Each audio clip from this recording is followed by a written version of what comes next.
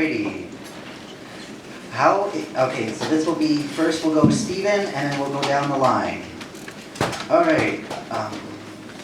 How is your party going to provide more affordable, all accessible housing in Canada? They took my mic. I can't blame them, I guess. Okay, so again, we're going to publicly fund housing, and this is really important because since the 1990s, the government has been out of public funded housing, and this has really contributed to the problems that we have today with our housing, the crisis in fact.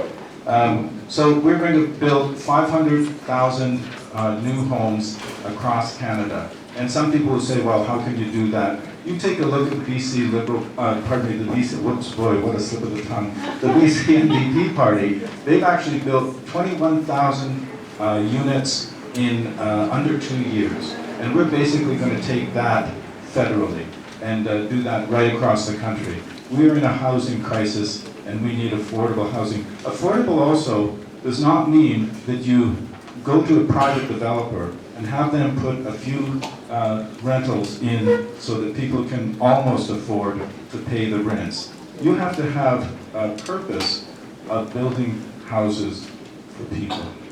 Thank you.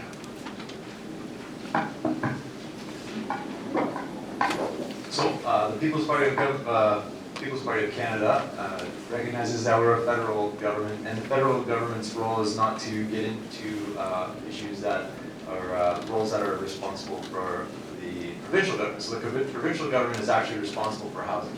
So the more that the federal government tries to meddle into the provincial government's jurisdiction, it's just creating more confusion. So the federal government's role is to support the provincial government and allow them to carry forward. Kudos to the BC NDPs for building what they've done, and yeah, keep it going there. As in, like, keeping our rules defined.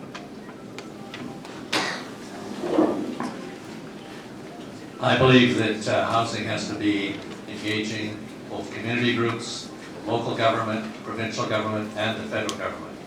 None of us has the expertise, but all of us working collaboratively and coordinated can address those issues much more effectively. To that end, we've introduced the first national housing strategy, and it is a 10-year program with $40 billion in it, and it is making a difference, and people are utilizing it today. We've had development of one rental building that's starting in this area. This is the second rental building we've had in about 30 years, which is contributing, sadly, to the affordability of the area. $2.2 billion within that are set aside to reduce chronic homelessness, and we've set a goal of being able to reduce that by 50% within 10 years. And again, the community-oriented and related strategies are the strongest and most effective. And I can give an example of the Chorus building, because it's south of here, which is, up. Are you saying a minute's up or saying Chorus is free? Oh, okay. Thank you.